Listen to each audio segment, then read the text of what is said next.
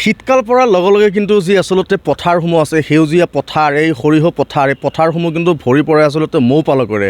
আৰু আমি যিহেতু বৰ্তমান উপস্থিত হৈ আছোঁ, এয়া হৈছে আলমগঞ্জত। আৰু আলমগঞ্জত যি আচলতে সৰিয়হ পথাৰৰ মাজত আচলতে যিখন ঠাই আছে, এইডোখৰ ঠাইত কিন্তু এনেদৰে আচলতে মৌ পালকসকলে আহি কিন্তু ইয়াত বাহৰ পাতিছে আৰু এনেদৰে মৌ পালন কৰি আছে। আচলতে এই যি ৰাতিপুৱাৰ ভাগত আচলতে এই যি বাকচসমূহ আছে, বাকচসমূহ খুলি দিয়াৰ পিছত কিন্তু ইয়াৰ পৰা মৌ মাখিসমূহ গৈ কিন্তু আচলতে মৌ সংগ্ৰহ কৰি আছোঁ।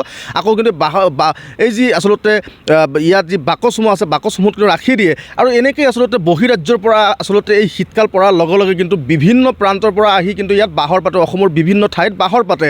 আমি কিছু কথা জনাৰ চেষ্টা কৰিম আচলতে যে কেনেকুৱা ধৰণৰ আচলতে এই যি মৌ আছে বা কেনেকৈ পালন কৰে বা মধু কেনেকৈ তেওঁলোকে আহৰণ কৰে। আচলতে এই যি আপোনালোকৰ আমি দেখেছি যে আপনাদের যে এই যে মৌমাছির যেটা আপনারা মধু বার করছেন, এটা কেমন করে করছেন আর কোন জায়গার থেকে আসছেন আপনারা? না, আমরা মালদা থেকে এসেছি। মালদা থেকে এসেছি, মধু বের করার আমাদের মেশিন আছে। আমরা মেশিন দিয়েই করি, কোনো হাতের কোনো কানেকশান থাকে না। মধুর মধ্যে হাত ঠেকলে মধু নষ্ট হয়ে যায়। ওই জন্য আমাদের চাকু সব স্টিলের চাকু। এই যে মেশিন, আমাদের মেশিন দেখতে পাচ্ছেন, একদম একদম খাঁটি মধুটা পাওয়া যায়, অরিজিনাল মধু।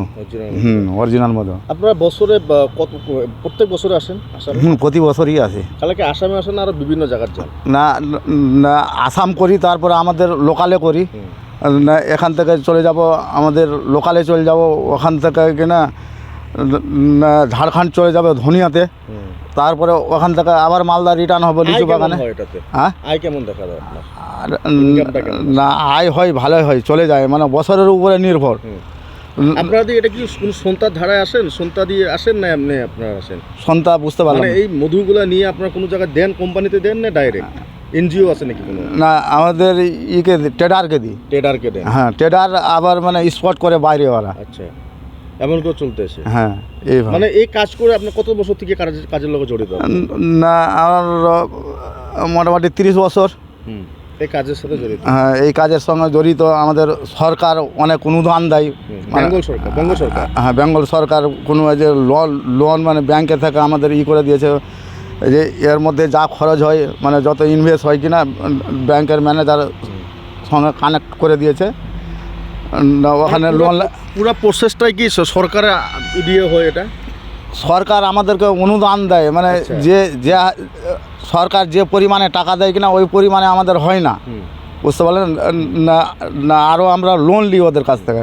যখন আমাদের মধু যখন হয়ে যায় কিনা, মধু বিক্রি করে লোন পরিশোধ করে দিলাম। বলি যে বছরে কত টাকা ইনকাম হয়? তো এটা বলা যাবে না, ধানের মতো একটা ধারণা, তথাপি একটা আইডিয়া একটা আছে। বছরে যদি হলে তো 8-9 লাখ টাকা হয়ে যায়। চলতে পারে আরও? হ্যাঁ, আরও বেশিও হতে পারে, কমও হতে পারে, নাও হতে পারে। এটা ওয়েদারের উপরে নির্ভর। যদি ওয়েদার ফেভার। এখন মধু বের করছেন না? নাই, না, এখন নাই, হবে, কদিন পর হবে। আপনার কতগুলো টিম আছে? না, আমাদের এখানে অনেক টিম আছে, প্রায় মানে 25-30 খানা মতো টিম আছে। সকালে কি বাক্সটা খুলে দেওয়া হয়? হ্যাঁ, বাক্সটা সকালে খুলে দেওয়া হয়?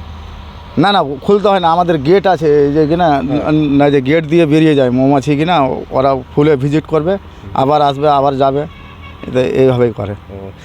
নিশ্চিতভাৱে আচলতে যে এনেকৈ তেওঁলোকে যি ভাষ্যটো প্ৰদান কৰিলে, এনেকৈ তেওঁলোকে এই যি মৌ আছে, মৌসমূহ সংগ্ৰহ কৰে। আৰু সংগ্ৰহ কৰি কিন্তু তেওঁলোকে যিহেতু শীতকাল পৰাৰ লগে লগে বহিৰাজ্যৰ বিভিন্ন প্ৰান্তৰ পৰা আহি অসমত বাহৰ পাতে, তেওঁলোকে এটা কথা কৈছে যে বছৰত তেওঁলোকে কিন্তু 9 পৰা 10 লাখ টকা পৰ্যন্ত কিন্তু এই কামৰ পৰা কিন্তু তেওঁলোকে যুগুত কৰিব পাৰে। আৰু এইদৰে আচলতে তেওঁলোকৰ পৰিয়াল পোহপাল দি আহিছে। আৰু এটা কথা ক'ব লাগিব যে যি সময়ত বহিৰাজ্যত আমাৰ অসমৰ যিসকল যুৱক যুৱতী আছে, তেওঁলোক কিন্তু বহিৰাজ্যত কৰ্মসংস্থাপন বিচাৰি যায়। আৰু সেই সময়ত বহিৰাজ্যৰ পৰা ইয়াত আহি এনেকৈ ধৰণৰ কাম কৰিও যে আচলতে ধন ঘটাব পাৰে, এয়া কিন্তু ইয়াৰ পৰা কিন্তু প্ৰেৰণা পোৱা যায় বুলি কিন্তু বিভিন্ন মহলে কিন্তু উপস্থাপন কৰে।